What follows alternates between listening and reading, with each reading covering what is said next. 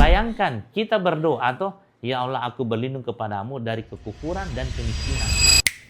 Tuh, jangan sampai saya jadi kufur, sampai saya jadi miskin. Ini saya tidak bisa disamakan kufur sama miskin, tapi dia disandingkan di sini. Jangan sampai saya jadi miskin ya Allah.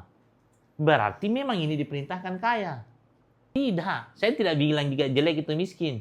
Tidak apa-apa kalau kita miskin, yang penting kita bertakwa. Cuman kurang banyak manfaatnya. Jadi jangan dicita-citakan.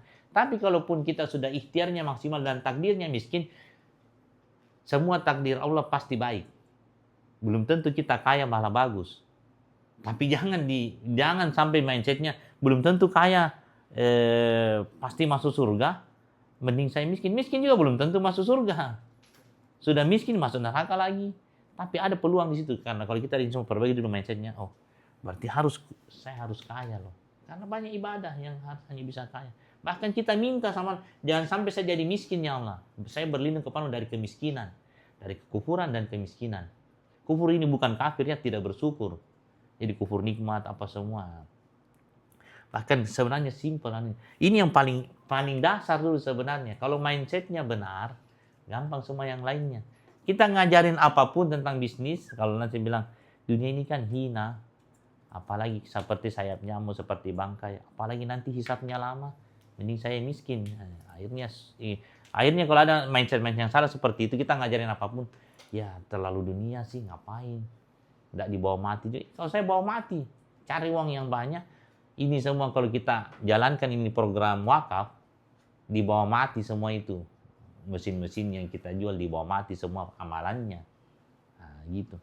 Makanya saya bilang ingat tuh, purpose-nya apa? Kita hidup paling, kalau panjang umur tuh 70 tahun. Jangan sampai umur panjang itu bikin kita amalan malah dosanya banyak. Insya Allah kita panjang umur tapi amalannya bagus. Nah, tapi ukur sendiri, kalau sekarang saya mati atau sore sebentar mati, masuk surga atau dapat nikmat kubur atau tidak? Atau siksa kubur. Kalau kita ukur diri sendiri, kan tidak ada yang tahu kan. Kita masing-masing pasti tahu sendiri dosanya apa sebelum-sebelumnya. Dulu saya pernah ngapain.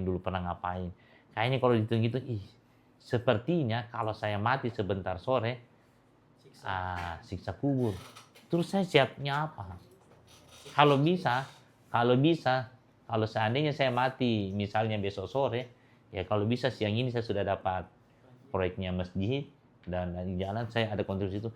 Selama saya mati, bukan cuman amal pahala saya yang bertambah waktu saya hidup, tapi waktu saya mati pun masih ada amalan yang bertambah dari amal jariah. Jadi bukan cuma kita hidup ini bikin amal soleh, tapi ada juga amal jariah. Gitu tuh. Karena ini di sini waktu orang mati putus semua amalannya. Tuh, sudah selesai semua amalannya, tidak bertambah lagi. Tapi ternyata transaksinya belum selesai. Kalau ternyata kamu banyak dosa sama orang, ya amalanmu diambil. Ada lagi dosa sama ini, amalan diambil. Oh, sudah sedikit amalannya diambil lagi karena banyak dosa sama orang, kan suka gibahin teman kantornya misalnya. Akhirnya diambil amalannya. Sampai habis. Terus kalau habis gimana? Ternyata masih ada lagi dia jahat sama orang. Tapi amalannya sudah tidak ada, bagaimana?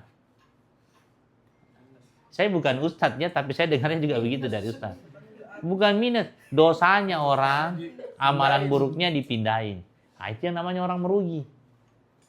Terus kalau kalian tidak persiapannya cuma amalan yang banyak, yang kalian bawa ke sini, memang amalannya banyak, tapi dosanya sama orang juga banyak. Akhirnya habis. Setidaknya bikin amal jariah yang banyak. Yang kalaupun mati masih nambah terus. Kalian bikin masjid, kalian berkontribusi di program itu, akhirnya dapat. Ataukah nyumbang ini, nyumbang masjid, apa semua. Yang semuanya itu, amalan jariah kebanyakan itu pakai uang.